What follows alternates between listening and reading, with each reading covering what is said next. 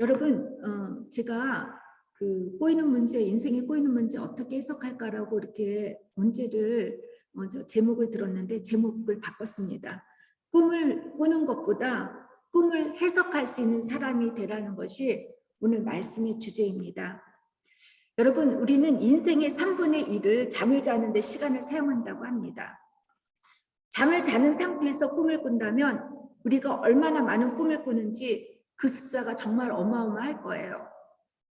왜 우리가 잠을 자고 꿈을 꾸고 있는지 그 이유에 대해서는 여러 학자들마다 의견이 다양하지만 아직 정확하게 정리하지 못하고 있습니다.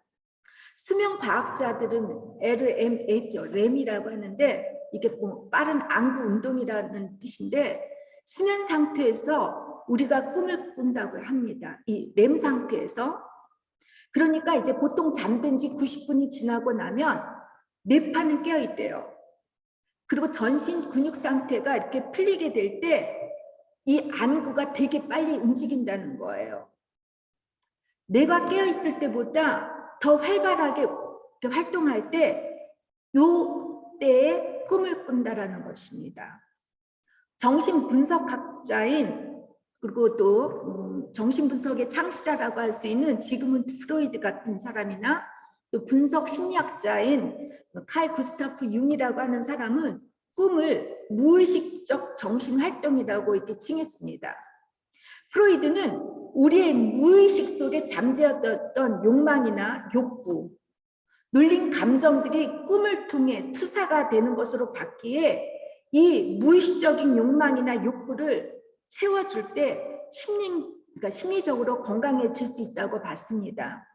물론 융도 프로이드처럼 꿈을 무의식 쪽에 잠재된 것들의 표출이라고는 봤지만 그는 꿈이 단지 욕구를 충족시켜주는 것보다 꿈을 통해 전달하고자 하는 그 사람들의 심리 상태, 목적, 또 한 사람의 운명이나 공경에 처해져 있는 문제들을 해결해 줄 수 있는 것이 바로 심리적 테라피의 목적이라고 봤습니다. 즉 융은 꿈을 통해서 삶의 진정한 의미와 또 적성들, 인간의 운명뿐 아니라 공경에서 빠져나올 수 있는 길까지 제시한다고 믿고 있기 때문에 자신들의 무의식을 돌아볼 수 있도록 꿈을 잘 분석하고 해석을 잘하면 사람들은 행복해질 수 있다고 믿었습니다. 물론 꿈에 나타난 상징들이 사람들이 살고 있는 문화적, 종교적 배경에 따라 서로 다르기 때문에 꿈을 해석할 때 컨텍스트를 잘 봐야 되고 그 꿈속에 나타나는 이 상징들의 분모를 찾아야 합니다. 예를 들면 우리가 한국에서 꿈을 꿀 때 이제 까마귀를 꾸면 흉조를 보잖아요. 누가 죽을 거라고 보지만 이 독일에서는 까마귀가 길조라는 거예요. 그러니까 세계에서 말하는 여러 가지 그 까마귀라고 하는 상징의 분모를 봐야 된다라는 건데 제가 이제 목회 심리학을 공부할 때 이 꿈 해석하는 거를 정말 열심히 공부를 했는데 이게 쉽지가 않습니다. 특히 이제 사람을 상대로 하는 우리 정현주 집사님도 그렇지만 사람을 상대로 하는 사람들은 이 꿈 해석을 잘못하면은 아주 커다란 사람들에게 상처를 주거나 사람들을 또 어떻게 하느냐에 따라서 사람들을 되게 종속하게 만들어서 정말 조심해야 합니다. 꿈에 대해서는 신학자들 사이에서도 논쟁이 많았습니다. 꿈이 하나님의 계시인지 하나님이 주신 은사인지를 놓고 찬반이 나뉘었습니다. 여러분 중에 여러분 알고 계신 목사님들한테 한번 물어보세요. 다 의견들이 서로 다를 겁니다. 어떤 분들은 아예 꿈을 경계하거나 무시하는 분들이 계십니다. 하나님의 꿈의 계시를 반대하시는 분들 중에서는 성경이 완성되기 전까지는 하나님께서 이렇게 꿈을 통해서도 말씀하시지만 지금은 성경이 완성된 상태여서 오직 성경을 통해서만 하나님께서 말씀하시고 계시하시기 때문에 이분들은 꿈의 은사를 믿지 않습니다. 꿈의 계시를 믿지 않습니다. 그러나 사도 바울은 하나님이 가라사대 말세 내가 내 영으로 모든 육체에 부어주리니 너희의 자녀들이 예언할 것이요 너희의 젊은이들은 환상을 보고 너희의 늙은이는 꿈을 꾸리라고 말씀하셨습니다. 이처럼 꿈은 하나님의 인도하심을 나타내는 또 하나의 수단이라고 이렇게 바울이 봤다라는 것이에요. 저는 제 경험에 비추어 볼 때 하나님께서는 무궁한 우리의 생각으로 다 담을 수 없는 크고 크신 분이기 때문에 성경 말씀 외에 인간과 소통하시기 위해서 하나님은 다양한 방법을 사용하신다고 저는 믿습니다. 그래서 우리가 꿈을 꾸는 것도 하나님과의 소통 방법이 아닐까 싶습니다. 물론 꿈을 성령께서 주시는 은사로 이렇게 믿는 분들이 있는데 이분들은 너무나 이 꿈이나 은사들을 강조하다 보니까 신비주의 같은 것에 치우쳐서 이단으로 빠질 수 있는 위험이 있죠. 그래서 우리는 성령의 은사들, 특히 은사론을 주장하시는 분들은 본인뿐만이 아니라 다른 사람에게도 시험에 들지 않도록 조심해야 합니다. 오늘 본문에 등장하는 바로 왕의 술 관원과 떡 관원의 그 꿈에는 이들의 운명이 좌우될 수 있는 영적인, 예언적인 요소가 담겨 있습니다. 여기서 중요한 것은 영적, 예언적인 꿈은 이방인들 모두가 다 꿀 수 있는데 이 꿈을 해석할 수 있는 사람은 오직 하나님께서 은사를 부어주신 요셉에게만 가능했다는 것입니다. 많은 분들은 요셉과 같은 꿈을 꾸고 싶어 합니다. 또 그렇게 되길 바랍니다. 하지만 요셉처럼 다른 사람을 위해 꿈을 해석해주고 인생의 문제들을 해석해주는 것에는 별로 관심이 없습니다. 요셉이 이렇게 다른 사람의 꿈을 해석해주는 대회는 하루아침에 이루어진 것이 아니라 하나님의 훈련을 통해서 가능했습니다. 요셉이 이집트의 총리가 되기 전에 하나님께서는 그를 먼저 축복의 통로자로 만드시기 위해서 보디발의 노예에서 이제 감옥으로까지 가게 하십니다. 복받는 것을 좋아하는 우리에게 축복받는 것 자체가 중요한 것이 아니라 축복받은 자로 어떻게 살아야 하는가. 다시 말해 하나님께 받은 축복들을 가지고 하나님 뜻대로 잘 관리하고 사용할 수 있는 사람이 되는 것이 더 중요하기 때문에 하나님께서는 그래서 훈련을 주시는 것입니다. 요셉이 꾸었던 11개의 볕단이 또 해와 달과 별이 자기에게 절하는 꿈대로 그가 바로 왕의 총리가 되어서 그런 지위에 올라가서 그런 것이 요셉의 이야기의 핵심이 아니라는 것입니다. 요셉에게 그 주어진 그 지위를 통해 요셉이 권력을 행사하고 부귀 영화를 누리게 하시려고 하나님께 요셉을 꿈을 주시고 총리로 만들어 주신 게 아니라는 거예요. 그의 지위를 통해서 하나님께서 주신 그 복을 통해서 그가 애굽 사람뿐만이 아니라 이스라엘 백성들, 주변 나라들의 백성들을 가뭄으로부터 살리게 하셨고 더 나아가 이스라엘 백성들을 400년 이후에 출애굽하게 하실 수 있는 하나님의 미션이 담겨 있기 때문에 요셉은 이렇게 강력하게 훈련을 받는 것입니다. 자, 여러분, 그렇다면 축복의 통로자로서 요셉이 받아야 할 훈련은 첫째, 인내를 배우는 훈련입니다. 여러분, 목적지, 고지가 가까울수록 여러분 인내하기가 참 쉽지 않습니다. 요셉이 그렇습니다.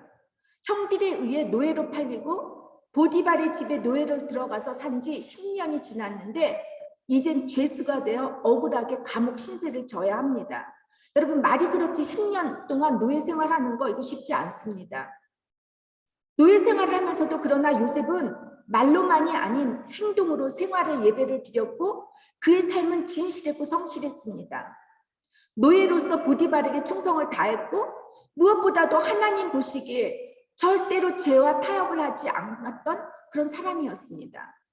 하도 그가 올바르게 사니까 주인의 눈에 하나님께서 요셉과 함께 하심을 느끼게 할 정도로 보디발은 요셉의 믿음과 진실함을 보고 자신의 모든 재산을 관리하게 했습니다. 비록 노예인 요셉에게 하나님께서 함께 계시고 또 요셉으로 인하여 주변 사람들까지도 축복을 받게 하셨다면 인간적으로 우리가 생각할 때 아마도 보디발을 통해서 하나님께서 직접 요셉을 애굽의 총리로 만드셔야 되는 것이 아닐까라고 생각할 수가 있습니다. 그런데 정반대죠. 억울하게도 보디발의 아내 모함 때문에 누명을 쓰고 나서 이제 감옥 생활을 해야 되는데 3년 동안 했다고 합니다. 얼마나 억울하고 속상한 일입니까? 함께 하나님께서 함께하는 사람이고 10년 동안 노예 생활을 잘 견디고 최선을 다해서 살았다면 요셉의 입장에서 볼 때 이 정도면 잘 되었다. 이 정도로 나는 하나님을 잘 믿고 신앙생활 잘했으면 하나님이 이 정도로 됐으면 복을 주시지 않을까 기대해 볼 만하지 않습니까? 그런데 억울하게 강간 미수자로 감옥에 들어가게 되었다는 거예요. 요셉의 꿈이 이뤄지기는커녕 노예에서 이제 죄수로 감옥에 갇혔다는 것입니다. 하나님 여기까지예요. 여기가 좋사오니 하면서 하나님과 적당한 타협을 하려고 할 때 우리는 종종 하나님께서 주신 사명을 잊게 됩니다. 애굽의 총리가 되어야 할 요셉이 한갓 보디발의 집에서 노예로 머물고 있으니까 하나님께서는 강제로 더 큰 훈련 장소로 보내시는데 그것이 감옥이라는 것이에요. 총리가 되는 것은 고사하고 노예에서 죄수로 인생의 밑바닥까지 왔을 때 요셉의 꿈이 이루어지기까지는 그는 수많은 시간을 기다려야 했고 인내해야 했던 것입니다. 제 개인적으로는 신앙생활하면서 가장 견디기 힘든 것은 기다리는 것, 인내하는 것이었습니다. 아무래도 우리가 여러분 이제 알프스 산맥 근처에 살다가 보니까 그리고 멀리 떨어져 있지 않죠. 그래서 살다 보니까 종종 우리가 이제 알프스 산맥으로 휴가를 떠나는 분들이 많습니다. 저도 이제 알프스 산맥을 자주 가는 편인데 스위스 아우토반에서 자동차를 타고 이렇게 지나보면 알프스 산맥이 보입니다. 그죠? 알프스 산맥을 이렇게 먼 데서 보면 저 산맥 금방 넘을 것 같이 아주 작아 보입니다. 근데 여러분 알프스 산맥에 가까이 산에 가까이 다가가면 다가갈수록 어떻죠? 그 산이 너무 크고 웅장하고 높아서 우리 자신이 알프스 산 앞에서 개미처럼 보이지 않습니까? 도저히 저 큰 산을 넘어갈 수 없다는 것이 불가능하다는 것이 우리들의 생각입니다. 이처럼 여러분 우리 인생도 산 하나를 넘으면 이 정도는 됐겠지 하면 또 산이 나타납니다. 또 다음 산이 기다려지고 계속 산이 되는데 여러분 놀랍게도 제 경험에 의하면 산이 아주 커 보일 때가 종착지가 다가왔다라는 거예요. 도저히 내 힘으로는 이 산을 넘을 수 없겠다고 생각하는 가장 커다란 산이 내 앞에 놓여 있을 때, 이런 문제들이 내 앞에 놓여 있을 때가 여러분 하나님의 훈련의 마지막 몇 미터 남긴 그런 시간들이라고 저는 이렇게 생각을 하는데 여러분 어떻게 생각합니까? 왜 희망 고문이라는 말이 있지 않습니까? 안 될 것 같은데 하나님께서 된다고 하셔서 믿고 희망을 가졌는데 현실에 나타나는 상황은 정반대입니다. 또 기다려야 하고 인내해야 할 때 여러분 어떤 마음이 드십니까? 많은 사람들은 저도 그랬어요. 혹시 하나님께서 나를 버리시지는 않았는지, 나를 잊고 계시는 것은 아닌지, 정말 하나님은 살아 계시는 건지, 왜 하나님은 왜 이렇게 나에게만 혹독하신지, 나를 사랑하시는 건 맞는지 이렇게 끝없이 의심이 생기고 또 좌절을 하고 더 이상 기다리고 인내하지를 못해서 포기하는 분들이 많습니다. 하나님의 침묵이 오래될 때, 고난의 끝이 보이지 않을 때 기다리고 인내하는 것이 정말 어렵습니다. 하지만 여러분 믿음과 신앙은 단거리가 아닙니다. 장거리이기 때문에 하나님의 때가 이루어지기까지 기다리지 않고 포기하면 여러분 다시 처음부터 뒷바퀴 해야 합니다. 잘 기다리고 잘 인내할 수 있으려면 여러분 가장 필요한 것이 무엇이겠습니까? 저는 믿음이라고 생각합니다. 하나님을 절대적으로 신뢰하는 믿음입니다. 믿음은 바라는 것들의 실상이요 보지 못하는 것들의 증거라고 말씀하셨듯이 지금 전혀 볼 수도 없고 만질 수도 없지만 이미 우리가 받은 것처럼 믿고 있으면 기다릴 수 있고 인내할 수 있다는 겁니다. 제 독일 친구 이야기를 여러분께 전해드리는데 이 친구는 이제 10년 동안 남자친구가 있었어요. 사귀다가 헤어졌는데 이제 혼자 지냅니다. 이렇게 혼자 지내면서 자기가 가졌던 모든 직업이나 이런 걸 다 내려놓고 이제 그 야콥스의 그 슬레이 길도 갔다가 아무튼 몇 번씩 갔다 오고 이제 그랬어요. 근데 너무너무 외로운 나머지 이 친구가 여러 남자들을 사귀었습니다.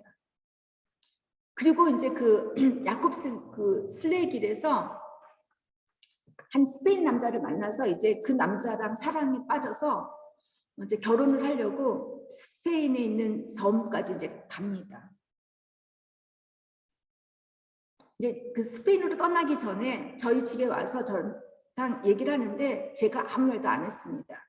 뭐 좋다느니 뭐 나쁘다느니 얘기 안 하고 그냥 건강하게 잘 있으라고 했는데 하루가 멀다 하지 않고 이 친구가 이제 스카이프로 전화를 하는데 처음에는 막 사랑에 빠져서 날렸는데 시간이 지나면 지나갈수록 이 친구의 얼굴이 이게 완전히 이게 아니었어요. 너무 슬퍼 보이고 행복하지 않아서 제가 그냥 너 짐 싸들고 오라고 그랬어요.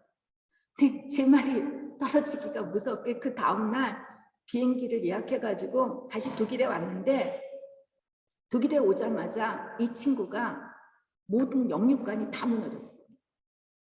직장도 이제 다 그만뒀고 의료보험도 없는 상태에서 이제 부모님의 집에서 있으면서 먹지도 못하고 자지도 못하고 하나님을 원망하는 거예요. 그 스페인의 남자를 하나님께서 자기에게 줬다라고 선물했다라고 믿었고 자기가 야콥스 그 성 슬레이 길에서 자기는 그렇게 확신을 했는데 어떻게 이렇게 될 수 있느냐고 이제 하나님한테 따지고 난리가 났습니다. 이제 매일 저에게 전화를 했습니다. 함께 기도하고 말씀을 읽고 그러면서 조금씩 그녀가 살아나고 1년 후에는 다시 이제 예전의 모습으로 이제 돌아왔는데 감사하게도 이제 같이 말씀을 나누고 기도를 하는 가운데 새로운 직장에도 취직을 하고 이제 그녀가 살 집도 이제 구했습니다. 근데 여러분 이 친구가 너무너무 외로워합니다. 그래서 이제 그 돌아왔음에도 불구하고 남자친구를 여러 명을 사귀는데 어떤 남자를 만나고 저한테 물어봐요. 경희 이 남자에 대해서 어떠냐고 하면 제가 얘기를 안 했어요. 근데 이 친구는 저를 너무 잘 알기 때문에 제 얼굴 표정이나 제가 말을 안 해도 다 아는 거예요. 그래도 제가 얘기를 안 했습니다. 제가 그냥 기도하자고 그랬어요. 그래서 막 작전 기도도 하고 난리가 났는데 근데 또 이제 마지막에 한 남자가 나타나서 이제 그 사람과 결혼하겠다고 이제 얘기를 할 때 제가 처음으로 그녀에게 아픈 이야기를 했습니다. 너가 만나는 남자의 유형이 어떤 사람인지를 다 보여줬습니다. 그것이 건강한 게 아니라고. 이제부터 너를 결혼을 위한 신부로서 준비를 해야 되면 너의 과거에 있는 모든 상을 깨트려 버리라고 제가 아주 단호하게 얘기를 했습니다. 그녀가 하는 말이 나중에 전화 수화기를 끊고 싶은 때가 되게 많았대요. 막 난리치고 울 때는 제가 그런 얘기까지 했었습니다. 야, 너가 기차역에서 지금 기차를 기다리는데 기차가 오지 않아. 너무 기다리는 게 힘들면 차라리 기차역 주변을 걷던지 아니면 너 갖고 있는 책이 있으면 책을 읽으면서 그 기차 오는 거에 아예 포커스를 두지 말라고. 남자 좀 생각하지 말라고 얘기를 했어요. 근데 그렇게 쉽게 통하지가 않더라고요.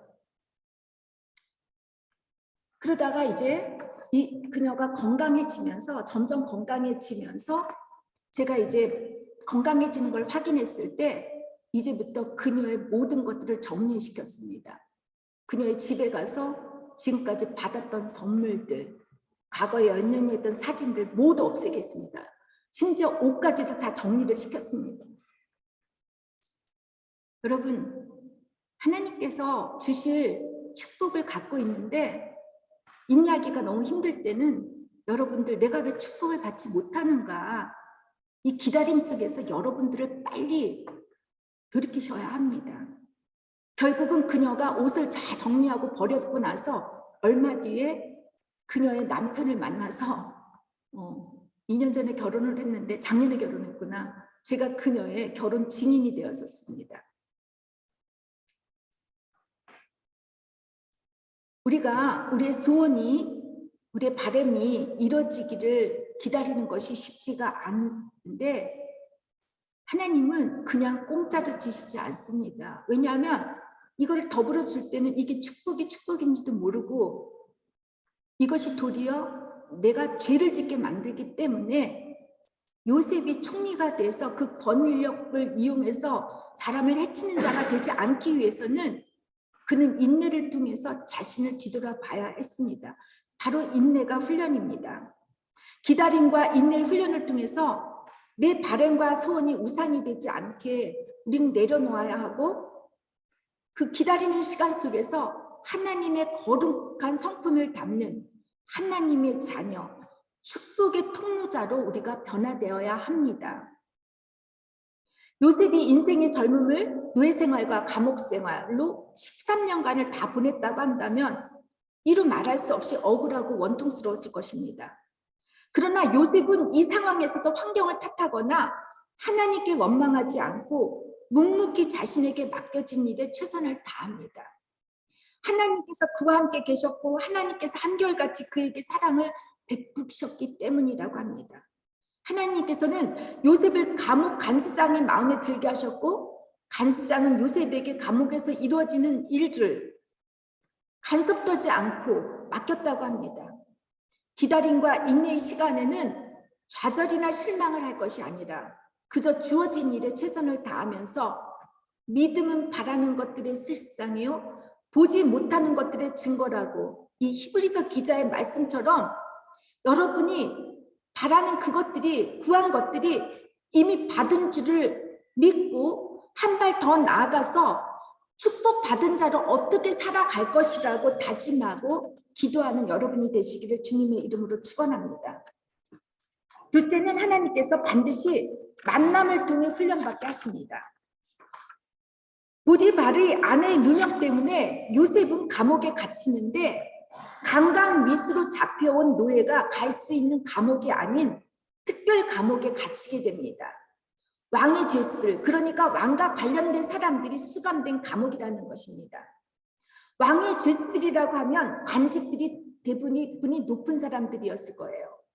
요셉은 이들과의 만남을 통하여 이집트에서 관료들이 사용하는 언어와 문화, 역사, 그리고 왕국 예절들을 배웠을 테고 다양한 죄수들을 상대하면서 그들의 내적, 심리적 상태를 파악할 수 있는 교육을 받고 훈련을 받았다는 것입니다. 어느 날 이 감옥에 바로 왕의 신하 두 사람이 들어왔는데 한 사람은 술 시중을 드는 신하였고 다른 한 사람은 빵을 굽는 신하였습니다. 당시 고대 이집트의 왕이 바로 신이라고 해서 파라오라고 부르죠. 왕 곁에서 술 시중을 들고 음식을 책임을 지는 사람들이었다면 여러분 아주 높은 관료들이었을 것입니다. 우리나라 청와대 요리 셰프가 3급 정도 공무원이라고 해요. 군대로 따지면 3급 공무원이면 뭐 준장급급이래요. 제가 예전에 대장금이라는 그 한국 드라마를 본 적이 있는데 그 영화를 보면은 뭐 그 드라마에서 보면 수락관에서 이제 왕이 먹어야 할 음식을 이용해서 권력 싸움을 하고 왕을 폐위시키거나 없애기 위하여 음식물에 독을 탔을까봐 그런 영화였죠, 그죠? 왕이 수저를 들기 전에 수락관 나인들이 먼저 이렇게 음식을 맛보는 시식을 하는 장면들이 이렇게 이제 눈에 떠오르는데 이처럼 전제 국가에서는 여러분 권력 쟁탈이 심했기 때문에 궁중의 음식을 책임 맡는 사람들은 1급 보안에 속한 사람들이고 특별히 술 시중을 드는 그런 관료들은 비선 세력일 수 있습니다. 선지자 느헤미야도 바사 시대 아낙사스다 왕의 술 관원으로 있었습니다. 느헤미야는 왕이 그를 신뢰하고 의지하는 것을 이용해서 이스라엘 백성이 바벨론 포로에서 다시 예루살렘으로 돌아가 성벽을 재건할 수 있도록 왕의 마음을 움직인 사람입니다. 얼마나 비선 세력이 셉니까? 술관원과 빵관원이 무슨 잘못으로 감옥에 들어왔는지는 모르지만 아마 이런 연유로 왕의 노염을 받고 발을 받고 감옥에 들어온 것 같습니다. 그런데 놀랍게도 왕의 경비대장인 보디발이 요셉에게 이 두 사람을 시중들게 했다는 거예요. 이것을 보면 보디발이 요셉의 자신의 아내를 강간하려고 하지 않았다는 것을 누구보다도 잘 알았던 것 같습니다. 보디발은 혹시나 해서 요셉이 어떤 사람인지 잘 알고 있었기 때문에 혹시나 해서 요셉이 이 두 죄수를 시중들게 하다 보면 이 둘 중 누군가가 다시 왕으로 돌아갈 때 자기의 출세가 한 관직을 보다 높은 관직을 얻지 않을까 해서 맡겼을 수도 있을 것입니다. 여러분, 우리는 때로 만나고 싶지 않은 사람도 또 만난 적이 있을 테고 꼭 만나보고 싶은 사람들을 만나본 적도 있었을 것입니다. 유행과 가상처럼 우리 만남은 우연이 아니고 운명인 것처럼 하나님의 안에서의 만남은 우연이 없습니다. 피하고 싶은 만남이라 할지라도 그 만남 속에서는 하나님께서 준비하시고 있는 보석이 감추어 있음을 여러분 믿으시기를 바랍니다. 그래서 이 만남을 여러분의 축복의 기회로 삼으시기를 축원합니다. 저는 만남의 축복을 받은 사람이라고 그렇게 자랑을 합니다. 물론 여러분 만나고 싶지 않은 사람이 있어서 제가 그 사람으로 인해서 이렇게 목회자까지 되기는 했는데 만나고 싶지 않은 사람을 만나게 할 때는 여러분의 부족한 점, 여러분의 못난 점들을 회개시키기 위해서 신앙적으로 업그레이드하기 위해서 그 사람을 보내주시는 것입니다. 그러니까 그런 사람을 미워하거나 피하지 말고 이 사람을 통하여 하나님께서 나를 훈련시키는 사람이라 생각하고 잘 섬기시기를 바랍니다. 그럴 때 여러분이 만남의 축복을 경험하게 됩니다. 셋째, 섬김을 배우게 하십니다. 아버지의 사랑을 독차지받고 아버지가 주신 채색 옷을 입고 아버지의 사랑을 이렇게 받았던 요셉이 물 한 방울 손에 대지 않을 정도로 고생도 모르던 그가 섬김을 받던 그가 이제 인생의 밑바닥까지 내려가서 노예 생활을 10년을 하고 감옥에 갇혀서 죄수들을 돌보고 그들의 시중을 들으면서 섬김의 훈련을 받습니다. 하나님이 섬기라고 가르쳐 주시는 거죠. 그가 이집트의 국무총리가 되려면 하나님께서는 그가 섬김의 리더십이 필요했기 때문에 스스로 낮추고 겸손할 수 있는 것을 배우게 하십니다. 주님께서 여러분 말씀하지 않으셨습니까? 마태복음에 보면 너희 중에 그렇지 아니하니 너희 중에 누구든지 크고자 하는 자는 너희를 섬기는 자가 되고 너희 중에 누구든지 으뜸이 되고자 하는 자는 너희의 종이 되어야 하리라.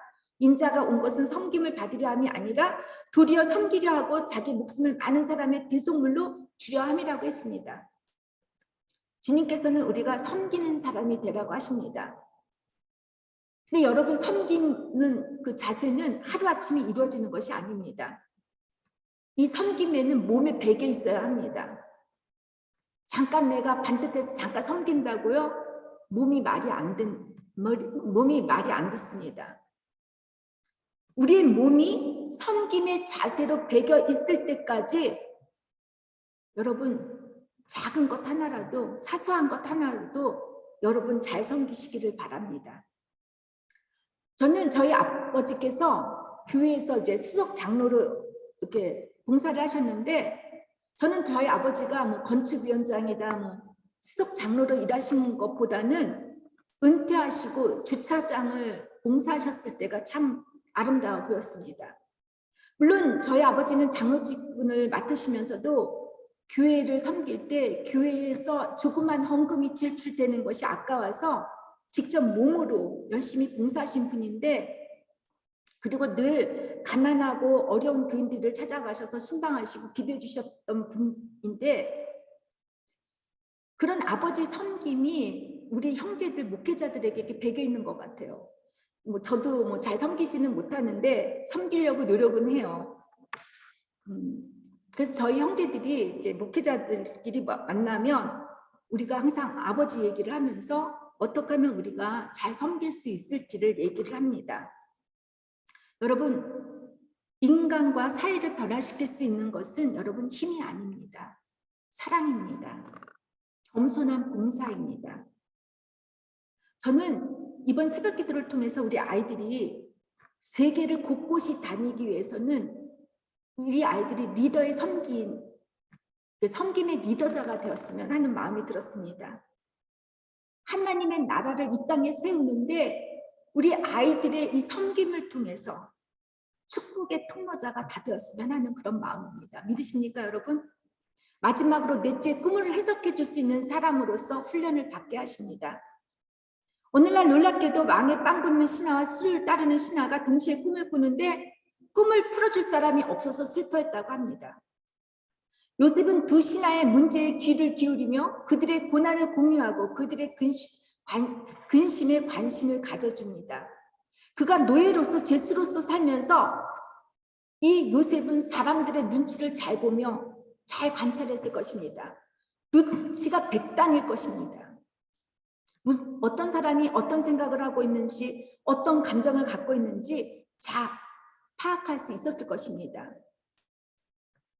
가족 치료를 위한 그 테라피 방법으로 체면 테라피를 발견한 정신의학자이고 심리학자인 밀턴 에릭슨이라고 하는 사람이 있습니다. 그는 어려서 아주 심한 장애를 갖고 태어났는데 생명에다가 글을 읽을 수 없는 난독증이 심했고 그가 17세에는 이제 수아마비가 걸려서 아무것도 할 수가 없었습니다. 그의 부모님은 이제 농부였고 또 농부들이 미국에 사는 데는 집이 뚝뚝 다 떨어져서 살지 않아요? 그러니까 부모님이 이제 농사 지으러 밖으로 나가면 이 에릭슨은 혼자밖에 집에 있을 수가 없었어요. 그럼 미국에는 문 앞에 그네를 달아놓잖아요. 그럼 그네를 타고 에릭슨은 자기 동생들 주변 사람들을 관찰을 합니다. 그리고 그 관찰한 것들을 글을 써서 남깁니다. 그가 이 글을 관찰한 것 이거 하나 가지고 여러분 이 사람은 체면 테라피라는 것, 체면 테라피를 발견하는 사람입니다. 우리가 사람을 만났을 때 이렇게 우리가 잘 관찰을 할 수 있어야 합니다. 그리고 그 한 사람을 만났을 때 에릭슨이 자신의 그 연약함이 약재가 되어서 다른 사람을 살릴 수 있는 그 체면 테라피를 발견했듯이 여러분이 경험했던 고난들, 아픔들, 그것들이 약재가 되어서 이렇게 우리 주변에 그런 고난을 받는 사람에게 관심을 갖고 그 사람들을 잘 관찰할 때 그 사람들이 마음을 오픈합니다. 제가 잘 나가는 목회자고 성공하고 실패 안 뺐다고 봐요. 밥맛 없는 사람이 돼요. 아니, 정이 떨어져요. 근데 우리가 우리의 죄를 오픈하는 게 부끄럽다고 생각하고 안 하죠. 우리의 겉모습을 보여주려고 하잖아요. 오해입니다. 정말 한 사람의 영혼은 나의 고난의 약재를 통해서 내가 전달할 때 그 사람들이 살아날 수가 있습니다. 이렇게 마음이 오픈되어 있을 때 우리는 그들의 꿈, 그들의 문제를 해석할 수가 있게 됩니다. 요셉은 두 신하에게 이들의 꿈을 풀어준 유일한 분이 있는데 바로 자신이 믿는 하나님이심을 알려줍니다. 복음을 전하는 거예요. 이들의 문제를 말씀으로 해석해 주는 것입니다. 문제와 꿈을 해석할 수 있는 사람은 하나님과의 소통이 가능하고 하나님의 뜻을 잘 구별할 수 있고 분별할 수 있는 영적인 눈과 귀가 열려 있어야 합니다. 여러분 스스로가 평소에 말씀도 읽지 않고 묵상도 하지 않고 그런데 남은 도와주고 싶어가지고 호기심도 있고 이렇게 섣불리 도우려다가 여러분도 그렇고 상대방도 시험을 받게 하는 경우가 많습니다. 먼저 내가 성령님의 임재 안에서 말씀으로 깨달아질 때 성령의 언어로 그 사람의 문제, 그 사람의 꿈을 해석해 줄 수 있게 됩니다. 요셉은 슬관원의 꿈을 듣고 그가 다시 복직할 것이라고 해석을 해주는데 이처럼 우리가 문제를 해석할 때는 반드시 사명과 연관이 있음을 잊지 말아야 합니다. 슬관원의 복직은 결국 요셉이 장차 이스라엘 백성을 라고 주신 사명인데 술관원은 복직이 되어서 요셉을 까마득하게 잊고 맙니다. 여러분, 우리가 잘 먹고 잘 살 때 여러분들의 사명 다 기억하고 계십니까? 아닙니다. 저는 오늘 너무 감사한 건 우리 임미 집사님께서 1시간 일찍 와서 남편까지 와서 이거 다 설치하고 정말 때를 어떤 음악으로 봉사해 주셔서 너무 감사한데요. 여러분, 우리의 사명 잊지 않으셨으면 합니다. 특히 문제 어려움을 겪을 때 하나님께 내가 어떤 사람이 되기 위해서 이런 하나님이 훈련을 주시는지를 다시 생각해 보면서 여러분들의 사명을 다시 재확인하기를 바랍니다. 또 이 떡관원에게 이제 죽은 거라고 얘기를 하는데 이런 말 할 수 있겠습니까? 저도 상담하면서 남에게 나쁜 말 하는 거 정말 힘들어요. 제가 나쁜 말 하려고 하면은 벌써 사람들이 태도가 틀려지는 사람들이 너무 많습니다. 한 사람의 문제를 해석해주고 그 사람의 불편했던 진실들을 말할 때 우리의 마음으로 하는 것이 아니라 말씀으로. 하나님의 말씀은 검과 같아서 날카롭다고 하였습니다. 우리가 불편하지만 진실을 말할 수 있어야 합니다. 떡관원정의 그 꿈을 듣고 요셉은 그의 죽음을 예고하듯이 여러분, 누군가에게 우리가 하나님의 말씀을 바로 불편한 진실을 이야기할 때는 내 마음에 사랑이 있는지를 확인해야 합니다. 혹시 내 마음에 판단과 정죄가 있다면 그 사람이 깨치기가 쉽지 않습니다. 그래서 그 사람에게 내 진실을 이야기할 때는 나뿐만이 아니고 회개를 해야 합니다. 왜 이렇게 우리가 진실을 말을 해야 하냐면 떡관원장이 죽어요. 사흘 만에. 기회가 없어요. 회개할 기회가. 그렇기 때문에 우리가 이 불편한 진실을 얘기함으로써 그 사람이 회개할 수 있는 기회를 우리가 주어야 한다는 것입니다. 성경 말씀으로 길한 해석을 받은 자에게는 사명을 촉구하고 여러분, 흉한 해석을 받은 자에게는 회개를 촉구해서 우리로 하여금 예수의 생명의 씨를 낳는 자가 되어야 합니다. 여러분, 이제 말씀을 맺겠습니다. 여러분의 인생이 해석이 되지 않을 정도로 고난과 어려움에 처한 분들이 계십니까? 전후 좌우 앞뒤가 꽉 막힌 감옥과 같은 현실의 상황에서 이 꼬여있는 문제들을 풀어보려고 아무리 노력을 해도 풀리지 않는 분들이 있으시다면 여러분, 먼저 여러분의 처한 문제를 말씀으로 해석하시기를 바랍니다. 하나님께서는 문을 닫으면 열 자도 없고 하나님께서 문을 여시면 닫을 자가 없듯이 아무리 지금 내 노력과 의지로 풀 수 없을 때, 풀려고 했을 때 풀 수 없을 때 이 문제는 하나님이 하시는 것으로 여러분 믿고 이 문제를 하나님께 맡기시기를 바랍니다. 축복의 통로자로 내가 받아야 할 훈련이다. 여러분 믿어야 합니다. 그런데 이 훈련 시간 속에 여러분 어떻게 해야 되죠? 하나님과 막혔던 관계, 원망했던 속상함, 내가 살아왔던 삶의 한 부분이고 이것이 결과였다는 것을 깨닫고 회개를 해야 합니다. 여러분, 대감림절은 기다림의 시간이라고 했습니다. 그냥 주님이 오시는 것을 기다리는 것이 아니라 준비를 해야 합니다. 이 감옥과 같은 시간에 이 세상에, 이 현실에 우리는 사모하는 마음으로 예배에 올인해야 합니다. 간절한 마음으로 기도해야 되고 냉철한 마음으로 말씀으로 지금까지 내 삶을 바로 해석할 수 있는 여러분과 제가 되기를 주님의 이름으로 축원합니다. 기도하겠습니다. 주님, 참으로 감사합니다. 이제 12월 이제 다 가는 이 마지막 이 달에 하나님, 저희들의 인생의 삶을 뒤돌아보게 됩니다. 아직도 내 삶이 해석이 되지 못하여 방황하고 있지는 않은지, 내가 너무 잘 먹고 잘 살기 때문에 하나님이 주신 사명을 잊어버리고 작은 것 하나도 무시하면서 좋은 게 좋은 거라고 살고 있지는 않은지, 내가 하나님을 향한 내 마음이 진실했는지, 정말 예배에 올인했는지, 내가 간절한 마음으로 하나님을 사모했는지를 돌이켜보는 시간이 되게 해주시옵소서. 이 시간 하나님, 우리의 인생뿐만이 아니라 다른 사람의 인생을 주님의 말씀으로 올바르게 해석해주고 올바로 해석하면서 하나님 막혀진 모든 문제들이 해결되기를 바라고, 꼬인 문제들 하나님 이 시간 하나님의 손으로 풀어주시옵기만을 간절히 바랍니다. 그 꼬인 실타래를 우리의 힘으로 막 풀려고 할 때 더 꼬이는 일들을 보게 됩니다. 풀어야 합니다. 하나님께서 풀어주시고 인도하여 주시옵소서. 그리고 이제 하나님, 우리 모두가 우리 아이들까지 축복의 통로자로서, 섬김의 리더자들로서 승리할 수 있는 저희들 모두가 되게 인도하여 주시옵소서. 예수님의 이름으로 기도를 드립니다. 아멘. 이 시간을